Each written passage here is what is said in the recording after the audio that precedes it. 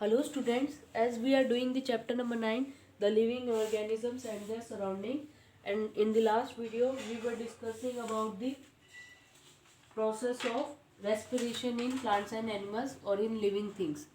So respiration is the process by which breathing and energy formation takes place in the body of a living thing. So some of the points are left in the respiration topic, so let's discuss about that.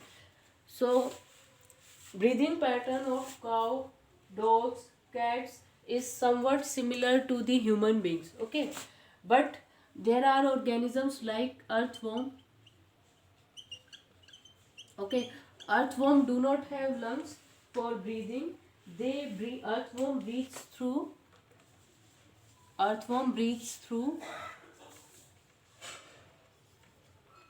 moist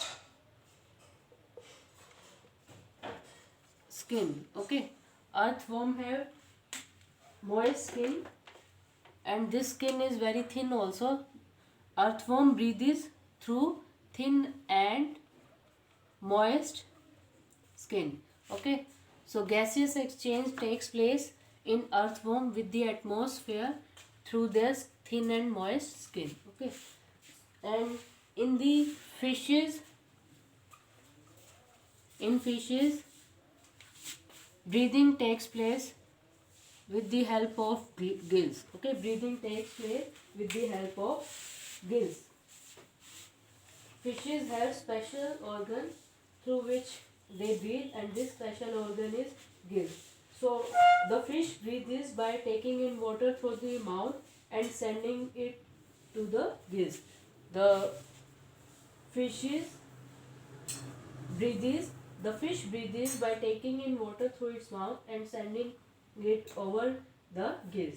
When water passes over the gills, the gill extract dissolved oxygen from this water. The oxygen is used for respiration in the fish. Also, the carbon dioxide produced during respiration expelled by the gills into the surrounding water. So, the fishes intake the water with the help of their mouth, and this water is pushed towards the gills. So gills absorb the oxygen and expel the carbon dioxide which is produced in the body of fishes and expel it into the surroundings. So the breathing organ in fishes is gills. Similarly, breathing also takes place in plants also, and their breathing organ is stomata. Stomata is present in the leaves. It is a small opening. So from this small opening, exchange of gases takes place. Next is excretion.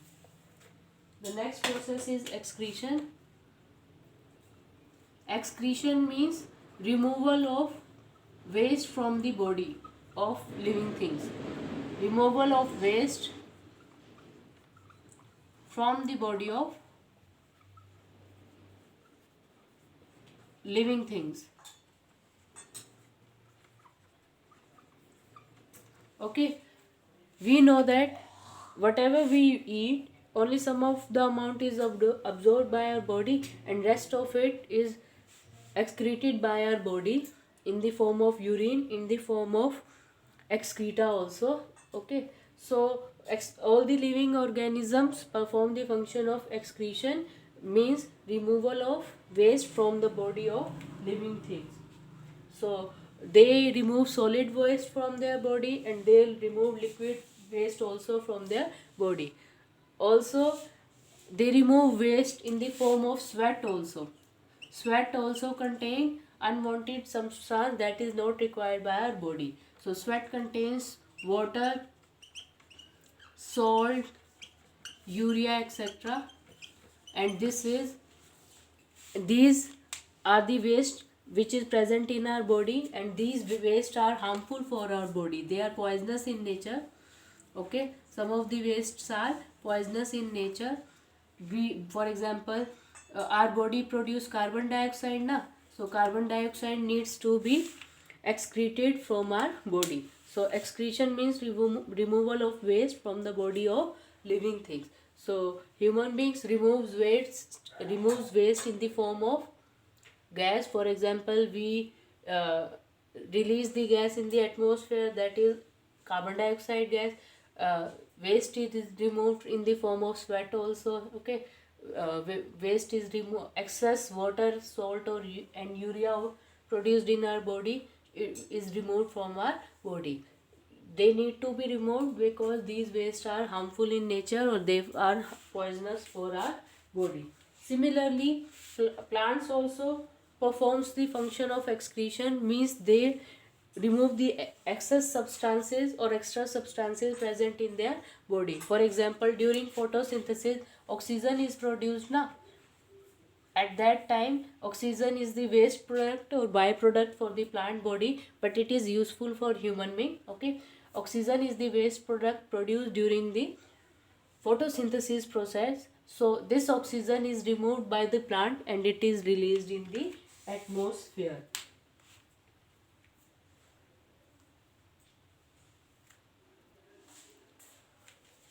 In some plants, or some plants store some of their waste products in the body parts like leaves, bark, and fruits in a way that they do not harm the plant as a whole.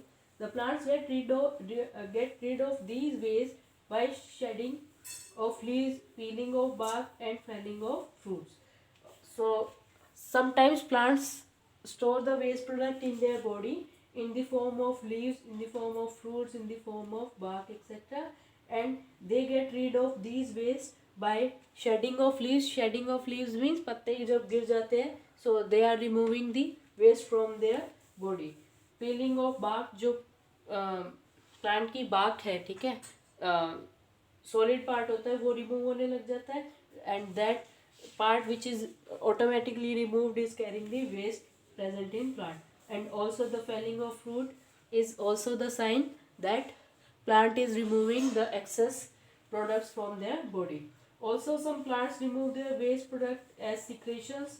For example, the plants secrete a large number of waste products like gums, resins, and latex or rubber solution. These plant wastes are useful to human beings.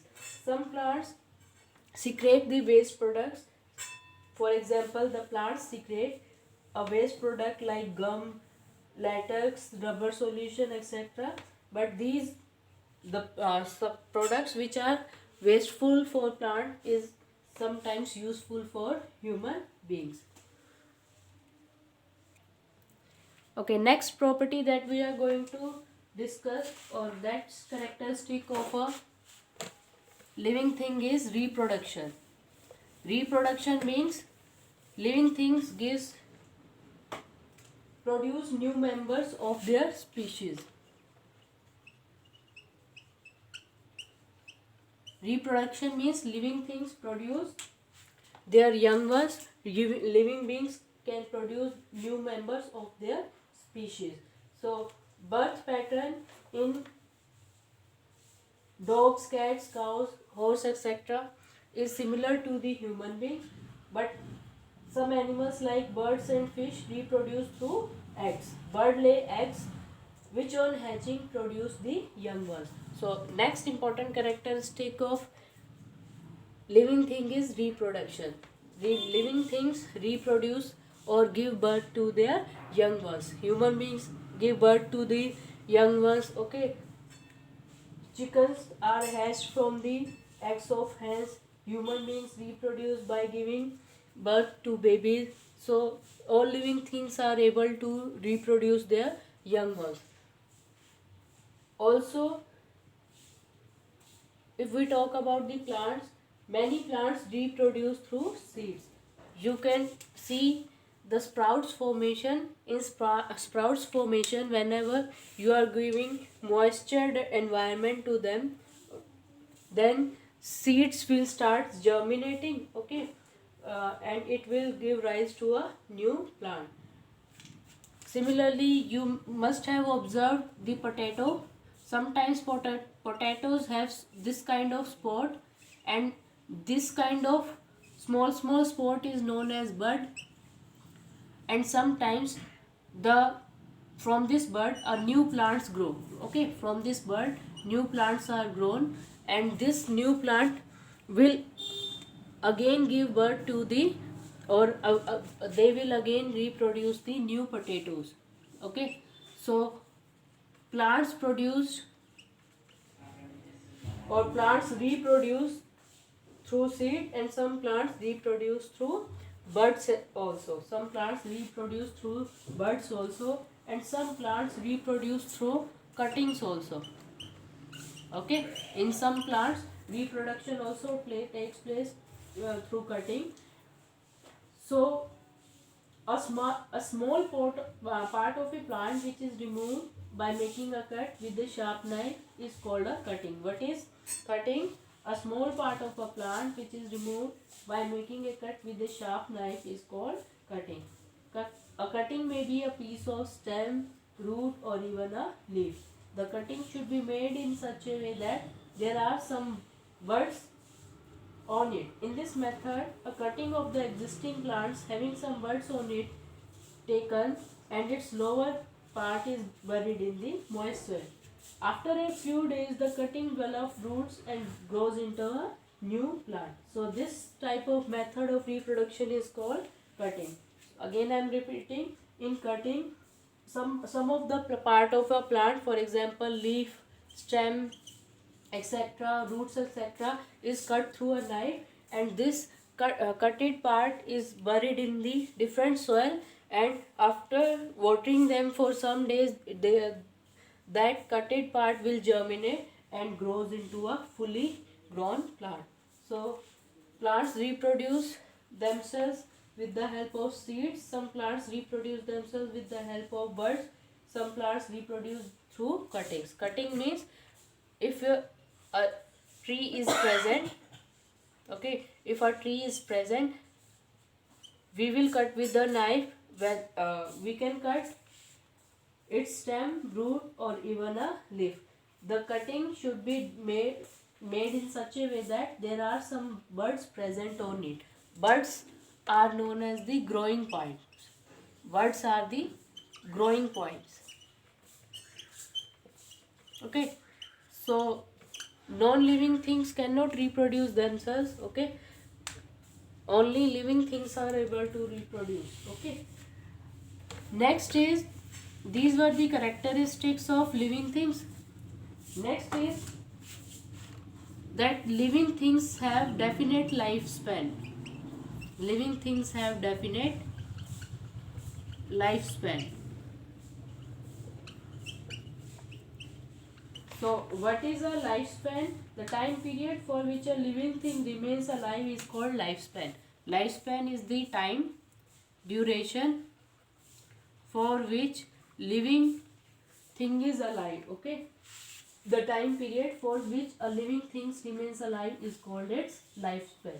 So all the living things have different lifespan. For example, human beings have average lifespan of 60 to 70 years. Okay, and turtles have lifespan of more than 100 years. Means human beings की average life span यानी 60 से 70 साल तक जीते हैं. ठीक है, and turtles lives for more than 100 years. So all the living things have definite lifespan. But if we talk about the non-living things, non-living things cannot grow, or they do not show any sign of reproduction, they do not show any sign of growth, etc. Also, there is no thing like lifespan for the non-living things. Okay, lifespan is time duration for which a living thing is alive. So non-living things does not have terms like, or they do not give birth, and they also do not die. Last topic is the case of a seed. If we talk about seed, then we will see that seed do not need food, air, and water for their survival. Okay, also seed is not performing the function of breathing. Okay, seed is not performing the function of breathing. Okay, they are not growing. Also, they are not growing. Also, you can store the seed for about months. Seed can be stored in a place for about months. But seeds performs the function of respiration. Okay, seeds perform the function of respiration. How can we know that seeds are performing the function of respiration? If we put our hand deep inside in a bag full of wheat, we will find that it is somewhat warm inside. For example, there is a bag of wheat. Okay, in this bag, suppose wheat is present, and if you put your hand inside this wheat bag, you will feel warm inside. Okay, your hands will feel some kind of warmness present there. So warmness is present, it means some kind of heat is producing in that area na. So heat is produced by the wheats, heat is produced by the wheat. So wheat are performing the function of respiration. So although it is not showing the other characteristics of living thing, but it is performing the function of respiration.